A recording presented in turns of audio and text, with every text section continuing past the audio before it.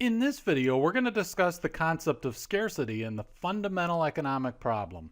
So the fundamental economic problem is that people have unlimited wants. There's an infinite supply of things that people across the world want. And unfortunately, we live in a world that has limited resources, right? So we only have so many resources available to satisfy all these wants. So the wants are infinite, but the amount of resources that we have are finite, right? So when we talk about finite, that's this concept of scarcity. There are scarce resources, but there's all these wants and needs and desires that people have, and how do we satisfy those? And that's what economics is largely about, is trying to figure out how people make choices and trade-offs. So let's just say, for example, that you wanted to live in a world where everyone had electricity, at least everyone that wanted access to electricity had electricity, and that everyone could eat organic foods, and that everyone had really high quality health care, that any kind of health issues, they got the best health care, that everyone was able to get a college degree, get a college education, and that they could live in a large home with their families and have air conditioning and heat in the winter time. And you say, you know what, these are the things that are really important to me. I want us to just have all these things for all people in the world who want those things. Now, the reality is that the resources that we have available to meet all these wants are limited, right? So they're limited. And what I mean by that is this. So let's take electricity, all right? So electricity. So we think, okay, where do we get electricity from? Well, in a lot of countries right now, electricity largely comes from coal, and increasingly, particularly in the United States, comes from natural gas. And so we could say, well, there's a lot of coal, but there's not an infinite supply of coal, right? So coal might last us hundreds of years, but it's not an infinite supply of coal. And so you say, well, we rely on natural gas. Well, there's not an infinite supply of natural gas. So then one of you might say, well, hey, wait a minute. Well, what about a windmill?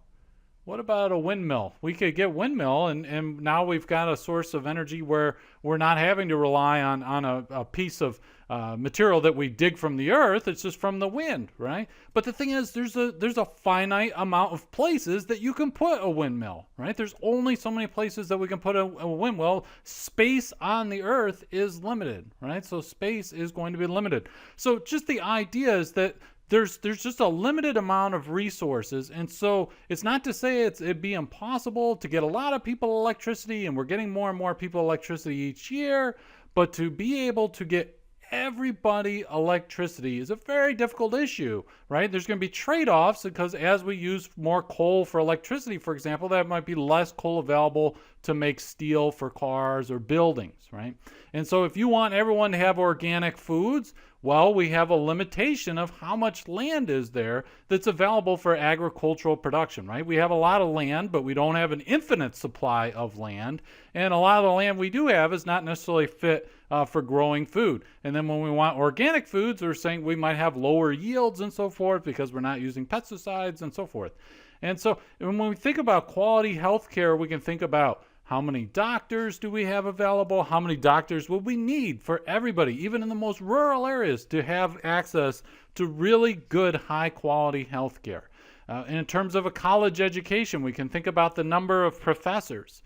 And it's not just, even when we think about like healthcare and education, it's really not just about the amount of doctors and the amount of professors. It's that we have to pay these people, right? The doctors need to be paid. And where are we going to get the money and the resources to compensate the doctors for doing the healthcare and so forth? For example, in the United States, healthcare is almost 20% of the gross domestic product of the U.S. So it's just a limitation in terms of the number of resources, whether those resources be people or natural resources or land or things like that. When we think about everyone having a large home with air conditioning and heat and so forth, well, it depends on how you build a home, but assuming that you use bricks, there's just a finite supply of bricks or of wood or land where we can put homes, right? Because if we're thinking, well, hey, we need a lot of land to do agricultural production, well, then that's going to be less land available to build homes, right? And it's not to say that we can't increase the amount of our wants that we're satisfying and so forth. Definitely over time we can have changes and advances in technology, right? So new technologies can allow us to satisfy more and more of people's wants. But the bottom line is that we're always going to have an unlimited number of wants. There's just, of all the people in the world, if we counted up all the different things that they want, we're going to be trying to satisfy those wants with a limited amount of resources.